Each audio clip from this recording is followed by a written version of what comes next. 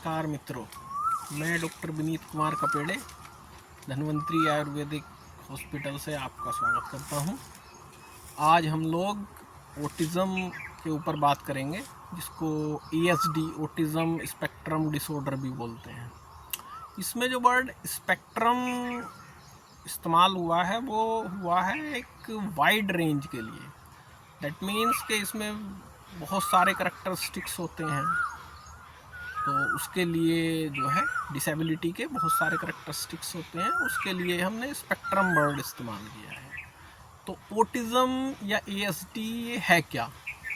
Autism को हम कह सकते हैं एक न्यूरो डेवलपमेंटल डिसऑर्डर। ऑटिज़म एक न्यूरो डेवलपमेंटल डिसऑर्डर है। अब आप कहेंगे कि न्यूरो डेवलपमेंटल वर्ड से क्या मतलब है? देखिए, न्यूरो डेवलपमेंटल वर्ड से मतलब हमारा ये है कि ब्रेन के डेवलपमेंट में और उसके फंक्शन में कुछ डिसऑर्डर्स आ गए हैं, खासकर बिहेवियर्स को लेके चैलेंज आ गया है कि उस बच्चे का बिहेवियर अलग है, उसका चीज़ों को देखने का तरीका थोड़ा डिफरेंट है। This is neuro developmental disorder. Learning process उसका समहाउ कुछ अलग है, वो ऐसे नहीं सीखता जैसे एक नॉर्मल बच्चा सीखता है। ठीक है, तो ये न्यूरो डेवलपमेंटल वर्ड का समराइजेशन है। तो ऑटिज़म एक तरह का न्यूरो डेवलपमेंटल डिसऑर्डर है। इसमें अगर हम ऑटिज़म के जो है की फीचर्स की बात करते हैं, तो इसके की फीचर्स में आता है सोशल कम्युनिकेशन इशू होता है, रिपीटेशन ऑफ बिहेवियर होता है, तीसरा सेंसरी इशू होते हैं। इन बच्चों को बहुत सारे सेंसरी इशू होते हैं, लाइट से हो सकता है, साउंड से हो सकता है, किसी पर्टिकुलर टेक्सचर से हो सकता है, और लिमिटेड इंटरेस्ट की वजह से ही रिपीटेशन ऑफ बिहेवियर आता है। बहुत सारी चीज़ों में बच्चे को एक ही चीज़ करने में, एक ही चीज़ को बार बार करने में। अच्छा, ये इसके मेन फीचर्स हो गए। उसके अलावा डायग्नोसिस की बात करें हम, तो मोस्टली अर्ली चाइल्डहुड में इसका डायग्नोसिस हो जाता है, क्योंकि बच्चा उस तरह से दिखता ही नहीं है जिस तरह से एक नॉर्मल बच्चा दिखता है। तो माँ बाप को 2-2.5 साल में समझ में आ जाता है कि बच्चे के साथ कुछ ना कुछ प्रॉब्लम है।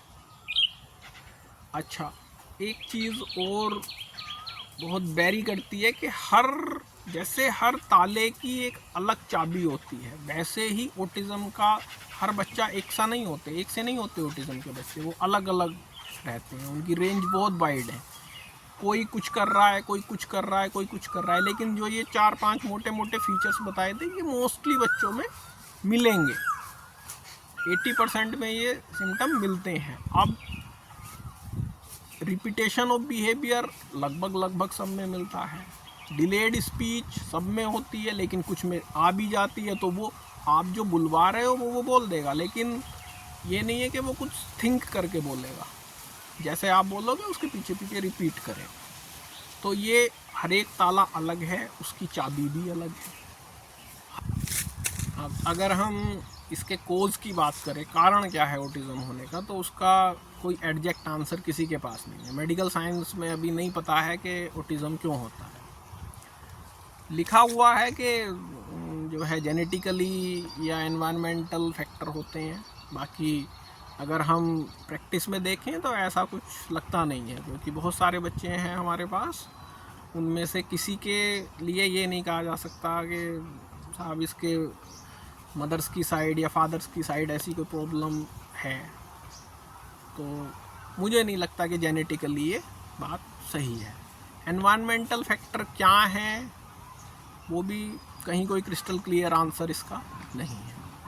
तो कोज़ इसका अभी तक आइडेंटिफाई नहीं है। अब हम बात करते हैं इसके ट्रीटमेंट पार्ट की। तो ट्रीटमेंट में भी मेडिकली ये इसका ट्रीटमेंट क्या है, ये जो है इसका भी कोई जवाब नहीं है। इसका ट्रीटमेंट तो सिर्फ थेरेपी ही है। अगर ट्रीटमेंट वाइज हम बात करें कि होम्योपैथी, आयुर्वेदा, यस, हाँ, तो वो हेल्प करते हैं, ये हमने अपनी प्रैक्टिस में देखा है। हमारे यहाँ हमारे सेंटर्स पे ये दिया जाता है।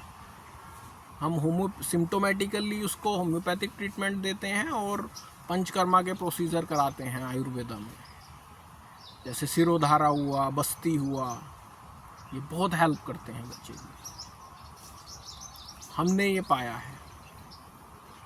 बाकी जो है इसकी थेरेपी होती है, ABA थेरेपी होती है, अप्लाइड बिहेवियर थेरेपी, और ऑक्यूपेशनल थेरेपी होती है, स्पीच थेरेपी होती है। इसके अलावा हमारे सेंटर पे मड थेरेपी होती है, हाइड्रोथेरेपी होती है, जिस बच्चे की जैसी डिमांड है।